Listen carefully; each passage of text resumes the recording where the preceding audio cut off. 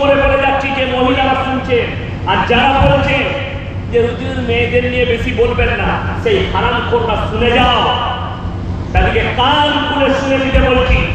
বেশিরভাগ মহিলা জাহান্নামে যাবে বেপরদা, স্বামীর অবাধ্যতার কারণে বেশিরভাগ মহিলা জাহান্নামে প্রবেশ করবে। স্বামীকে মানে না, স্বামীর অবাধ্যতা করে, স্বামীকে গোলাম মনে করে, স্বামীর হুকুম ছাড়া বাইরে ঘুরে বেড়ায়। তোমরা জানো, যারা শিক্ষিত আছেন শুনে যান, যারা মনে করছে ইসলামের নারীদের অধিকার নাই, আল্লাহর কসম খেয়ে বলে যাচ্ছি ইসলামের শরীয়তের সব থেকে বেশি অধিকার ইসলামের নারীকে দেওয়া হয়েছে। জোরে বলুন সুবহানাল্লাহ।